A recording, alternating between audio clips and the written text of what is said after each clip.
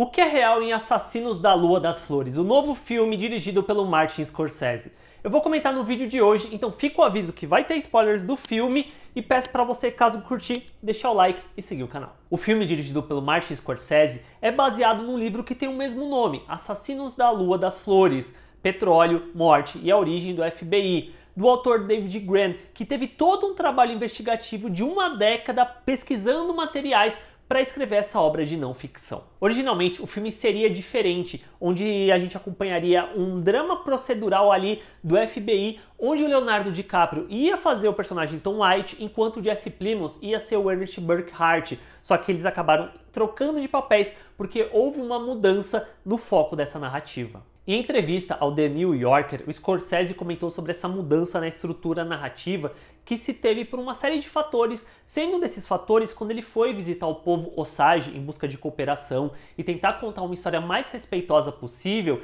ele acabou se deparando com relatos de descendentes que o Ernest e a Molly estavam apaixonados. E ele meio que pensou que ali estava o foco do filme, da história que ele queria contar. Na coletiva que houve em Cannes, o diretor comentou que não era mais um whodunit, que era meio que a ideia inicial do filme, e se tornar um It's Who Didn't Do It, para falar sobre essa mudança. Tipo, não é quem é que fez, isso tá claro desde o começo, é muito mais quem é que não fazia parte disso no final das contas. E isso também ligado com outras coisas que eu fui lendo enquanto fui pesquisando para fazer esse vídeo, que o próprio Leonardo DiCaprio questionou o diretor de qual que é o coração desse filme, dessa história que a gente quer contar. E tudo isso fez com que mudasse o foco e deixasse de ser sobre o Tom White, o FBI fazendo investigação e virasse muito mais sobre a Molly e o Ernest.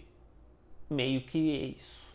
Mas ainda chego lá porque tudo isso envolve muitas polêmicas. A nação indígena Osage vivia num território que compreendia os rios Mississippi e Ohio, mas durante o século XIX, o governo americano começou a fazer uma série de realocações forçadas e os Osages, em 1870, foram forçados a saírem desse território no qual eles estavam e irem para o norte do Oklahoma, onde intencionalmente estavam as piores terras agrícolas. Só que para evitar que eles fossem forçados a sair dali de novo em algum outro momento, os Osage acabaram adquirindo aquelas reservas e numa virada do destino, aquele lugar todo rochoso, na verdade, estava cheio de petróleo e os Osage acabaram se tornando as pessoas mais ricas, não só dos Estados Unidos, mas do mundo naquele período. Uma das, se não a primeira cena do filme, a que abre o Assassinos da Lua das Flores, é justamente indígenas Osage dançando em torno do petróleo jorrando ali da terra, fazendo alusão, fazendo referência a isso que eu citei agora há pouco.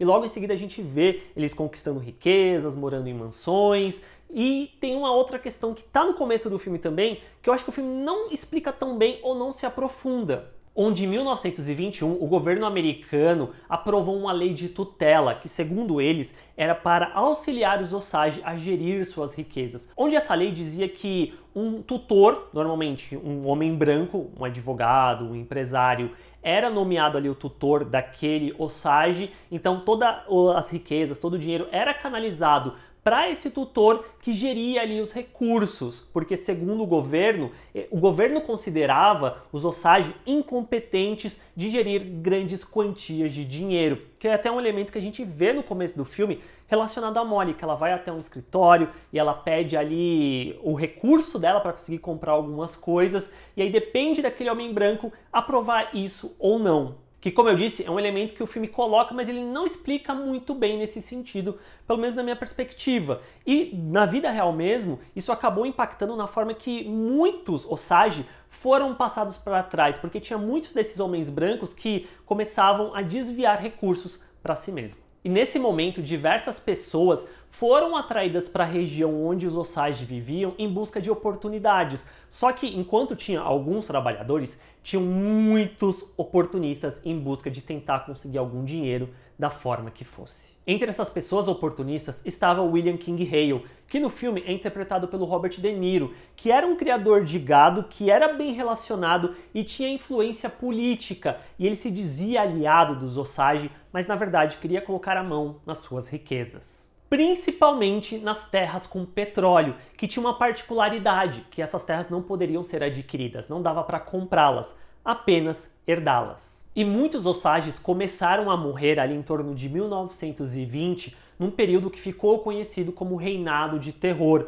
onde houve documentado cerca de 20 Osages, mas estima-se que há muito mais não documentado, em torno de 60, ou esse número pode até crescer mais, por conta que muito daquilo não era investigado. Era colocado, morte ocasional, isso aqui ficou um mistério. Eles não investigavam aquelas mortes porque muitas pessoas que estavam nesses cargos de poder estavam envolvidas nesse esquema corrupto. Dentre essas várias mortes, tinham algumas que compartilhavam uma semelhança no modus operandi, que era as mulheres Osage morrerem pouco tempo depois de terem se casado com homens brancos que acabavam herdando as terras com petróleo.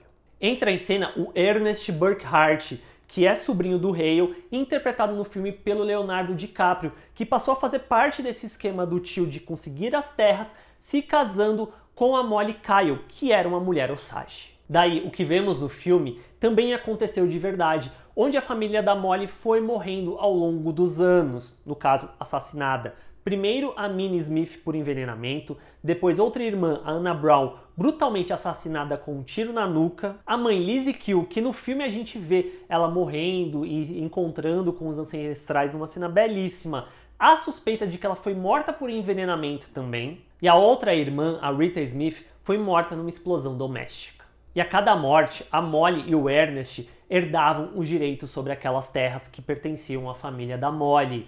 E ao mesmo tempo, a Molly, que era diabética, também ia sendo envenenada para morrer. Ela só se recuperou, tal qual mostra no filme, que também foi o que aconteceu na vida real, após ela receber tratamento num hospital.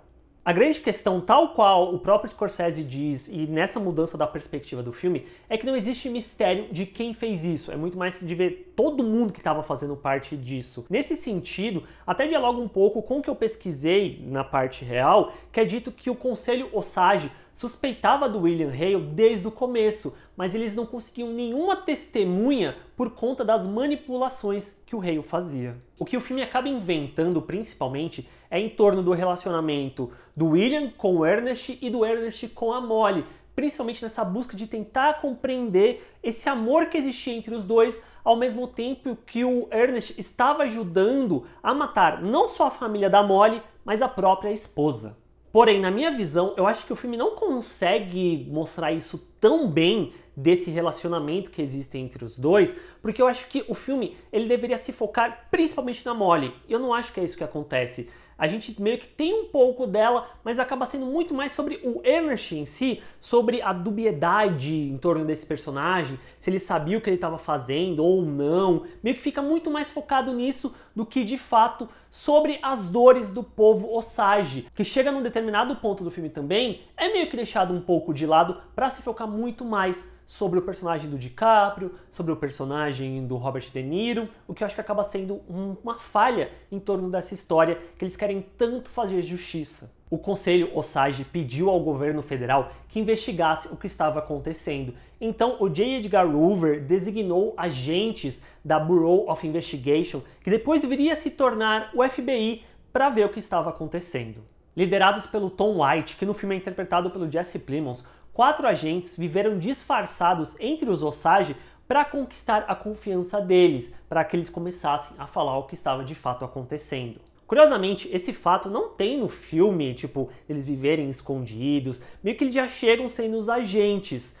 E eu fico até pensando se houve essa elipse temporal no filme, desse tempo todo passando dessa investigação. Porque o filme tem muito dessas elipses, né? Que você não vê exatamente eles mostrando a passagem de tempo num letreiro, nem nada, mas você sente que o tempo passou de um corte para o outro. Nessa parte específica da investigação, eu não tenho tanta certeza se também tem isso, ou se eles já chegam lá meio que resolvendo tudo. De qualquer forma, em 1926, tanto o William quanto o Ernest foram presos e condenados à prisão perpétua. Porém, em 1947, William Hale recebeu liberdade condicional e veio a falecer em 1962. Já o Ernest não teve uma, mas 2 liberdades condicionais.